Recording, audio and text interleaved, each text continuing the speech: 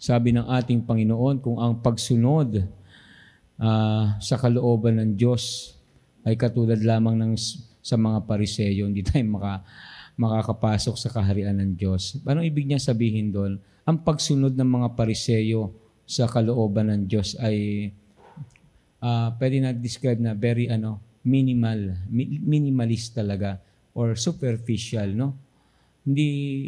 Hindi isinasaloob ang pagsunod sa kalooban ng Diyos, no? Parang minsan ginagawa lamang ito para lang for the sake of serving the will of God or the commandments of God, no? Pero walang pagmamahal sa Diyos, walang sincerity of doing, no? The prescribed gesture or ano pang mga nilalaman ng mga kautusan sa pagsunod sa kalooban ng Diyos. Yun ang kulang, no? Kaya lang tayo po, mga kapatid, tayo mga Katoliko, mga Kristiyano, minsan ganyan din tayo, no? Parang yung bibigay natin sa Diyos, parang kulang na kulang, no? Masyado tayong minimal magbalik sa Diyos, no? Samantalang ang bigay sa atin ng Diyos ay sobra-sobra, no? Kaya maganda nga, meron tayong santo ngayon, San Antonio de Padua. Hindi lamang siya. Yung mga santo po, sila po yung magandang halimbawa, makita natin kung paano sila nagbigay ng, sabihin nating, hindi lang sapat, kundi sobra-sobra pa para sa Panginoon. Kumbaga, ang pagsunod nila sa kalooban ng Diyos ay isinapuso at isinabuhay nila. Hindi lang basta magawa ito, kundi ito ay naging pagmamahal nila sa Diyos.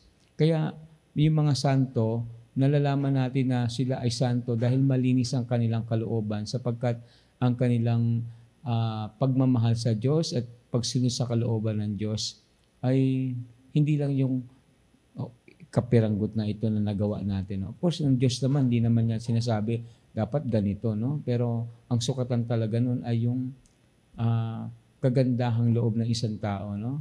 When we observe the will of God with sincerity, okay? Na ito ay bukal sa ating kalooban. Yan yung maganda nating isipin, no? Yung ano ba pwede kong maibigay sa Diyos? Paano ko susunod sa kalooban ng Diyos? Sinusukat ba ito ng Diyos? Hindi yung dami ang sinusukat ng Diyos, kundi yung lalim ng pag-ibig natin sa Kanya. Kasi what's the point of doing the will of God pero wala ka naman talagang pagmamahal sa Kanya? Hindi po ba mga kapanali? Kaya yung mga santo, sa kanilang pagmamahal, katulad ni Saint Anthony of Padua, no? Hindi nila inaalintana yung kanilang sarili. Minsan sasabihin natin yung mga santo parang parang wala na sila sa sarili nila. Di ba last Sunday si Jesus ganun din sinabi, nasisiraan siya ng bait. Bakit kaya nasasabi yun? Kasi yung mga santo at ang ating din Panginoon ay hindi nila alintana kung sila'y nagutom na o sila'y nahihirapan o sila'y humarap sa maraming pagsubok. Hindi na yung pagsubok sa kanila. Kasi pagsunod nila sa kalooban ng Diyos ay pagmamahal niya sa kanila. Kaya natatabunan na ng pagmamahal na yun. Ano ba yung hirap na nararanasan nila, no? In other way of saying, they are happy to do it, no? Even it costs their life, their comfort. Kasi dalisay ang kanilang pag-ibig sa Diyos. Pag dalisay na po ang pag-ibig natin sa Diyos, we will not give God something, yung minimal lang or konti lang, no? O parang mga scribe, mga Pariseyo lamang, no? Hindi po, bibigay natin ng para sa Diyos the best that we can give to God, no? Buo or puno na ating pagmamahal. Sana ganun tayo sumunod sa Diyos, no? Kasi pagka hindi ganun pagsunod na sa Diyos, para naman nating parang ano ba to? Niloloko lang ba natin ng Diyos? Of course not. Hindi po.